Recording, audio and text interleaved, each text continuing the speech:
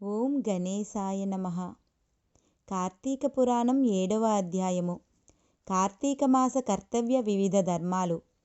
వశిష్ఠుడిట్లనెను: ఓ జనక మహారాజా, కార్తీక మహత్యమును ఇంకా చెప్పెదను, సావధాన మనస్కుడవై వినుము. కార్తీక మాసమందు ఎవరు పద్మముల చేత పద్మముల వంటి నేత్రములు గల హరిని పూజించునో వాని ఇంటిలో పద్మములందుండు లక్ష్మీదేవి నిత్య నివాసము చేయును.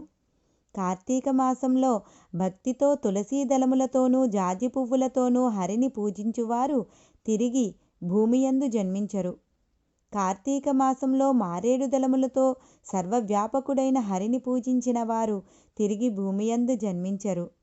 కార్తీక మాసమందు భక్తితో ఫలములను దానమిచ్చువాని పాపములు సూర్యోదయము కాగానే చీకట్లు ఎట్లు నశించునో అట్లు నశించును. ఉసిరిగ కాయలతో ఉసిరిగ చెట్టు క్రింద హరిని పూజించువానిని యముడు చూచుటకు కూడా సమర్థుడు కాడు. కార్తీక మాసమందు తులసీ దళములతో సాలగ్రామమును పూజించిన వారు ధన్యుడగును. ఇందుకు ఏమాత్రం సందేహము లేదు. కార్తీక మాసంలో బ్రాహ్మణులతో కూడి వనభోజనము ఆచరించువాని యొక్క కోటాను కోట్ల పాపములు నశించును. కార్తీక మాసములో బ్రాహ్మణులతో కూడా ఉసిరిగ చెట్టు దగ్గర సాలగ్రామమును పూజించువారు వైకుంఠమునకు పోయి అచ్చట విష్ణువుతో కూడి ఆనందించును. కార్తీక మాసములో భక్తిచే హరి యొక్క ఆలయమందు మామిడి చిగురులతో తోరణములు గట్టువారు పరమపదము పొందును. కార్తీక మాసములో హరికి అరటి స్తంభములతో గాని పుష్పములతో గాని మంటపము నిర్మించి పూజించువాడు చిరకాలము వైకుంఠమందుండును. కార్తీక మాసంలో ఒక్క మారైనా హరియందు దండ ప్రణామములు ఆచరించువారు పాప విముక్తులై అశ్వమేధ యాగ ఫలము పొందుదురు. కార్తీక మాసంలో హరిముందు జపము, హోమము, దేవతార్చనము చేయువారు తమ పితరులతో కూడి వైకుంఠమునకు పోవుదురు. కార్తీక మాసంలో స్నానం చేసి తడిబట్టతో ఉన్నవానికి, చలితో వణుకువానికి వస్త్రదానము చేయువారు 10,000 అశ్వమేధయాగ ఫలములు చేసిన ఫలము పొందును. కార్తీక మాసమందు విష్ణువు యొక్క ఆలయ శిఖరమందు ధ్వజారోహణం చేయువాని పాపములు గాలికి దుమ్ము ఎగిరిపోవునట్లు నశించును. కార్తీక మాసంలో బృందావనమందు ఆవు పేడతో అలికి 5 రంగులతోనూ శంఖపద్మ స్వస్తికాది ముగ్గులు పెట్టిన స్త్రీ హరికి ప్రియురాలగును. కార్తీక మాసమందు విష్ణు సన్నిధిలో నందాదీపమును అర్పించిన పుణ్యము యొక్క గొప్పతనము చెప్పుట బ్రహ్మకు కూడా సాధ్యము కాదు. పర్వతిథులలో పెట్టిన దీపమునకు నందాదీపమని పేరు. ఈ నందాదీపము నశించిన ఎడల వ్రతభ్రష్టుడగును. తిలలతోనూ ధాన్యముతోనూ అవిసె పువ్వులతోనూ కలిపిన నందాదీపమును కార్తీక మాసమందు హరికి సమర్పించవలేను. నంద అనగా ఏకాదశి, పూర్ణిమ మున్నగు పర్వతిథులందు చేయునది. కార్తీక మాసమందు శివునికి జిల్లేడు పువ్వులతో పూజించిన వారు చిరకాలము జీవించి తుదకు మోక్షము పొందుదురు. కార్తీకమందు విష్ణాలయ మంటపమును భక్తికరించువారు హరిమందిరమునకు వెళ్ళుదురు.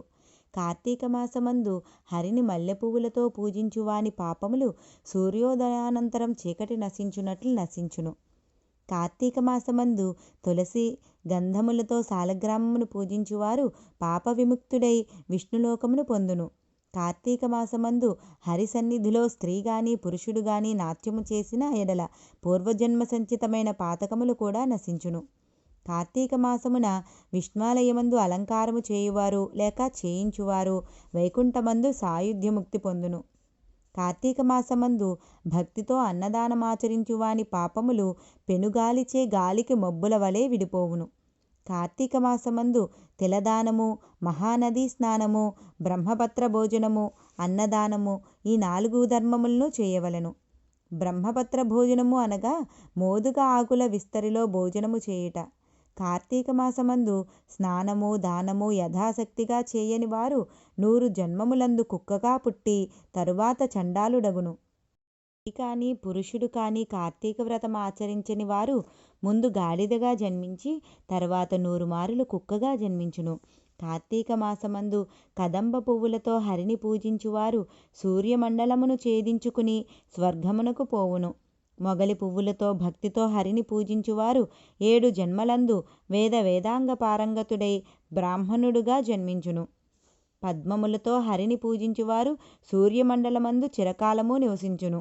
తాను స్వయముగా అవిసె పువ్వుల మాలను ధరించి తరువాత హరిని అవిసె పువ్వుల మాలికలతో పూజించువారు స్వర్గాధిపతియగును. స్త్రీలు పూలమాలల చేతను తులసీ దళముల చేతను కార్తీక మాసమందు హరిని పూజించిన ఎడల సర్వపాప విముక్తులగుదురు, వైకుంఠమునకు పోవుదురు. కార్తీక మాసమున ఆదివారమందు స్నానము చేసిన ఎడల మాసమంతయు స్నానమాచరించిన పుణ్యమును పొందుదురు. శుద్ధ పాడ్యమి నాడు, పూర్ణిమ నాడు, అమావాస్య నాడు ఈ 3 రోజులు ప్రాతస్నానము చేసిన ఎడల అసక్తునకు కూడా మాస స్నాన ఫలము వచ్చును. అందుకు శక్తి చాలనిచో 1 రోజులు తప్పకుండా మాస మహత్యమును విన్నట్లయితే స్నానఫలము కలిగి పాపములు నశించును. దీపములను చూచి ఆనందమునందువాని పాపములు నిశ్చయముగా నశించును. ఇతరులకు హరిపూజ కొరకు మనోవాక్కాయముల చేత సహాయము చేయువారు స్వర్గమును పొందును. భక్తితో గంధ పుష్ప ధూప దీపాదుల చేత హరిని పూజించువారు వైకుంఠమును పొందుదురు.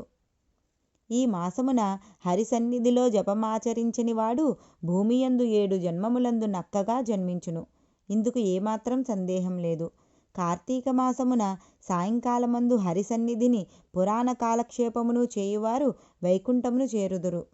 కార్తీక మాసమందు సాయంకాలమున ఆలయములందు స్తోత్రములు పఠించువారు స్వర్గలోకమున కొంతకాలముండి తర్వాత ధ్రువలోకము చేరి సుఖించును.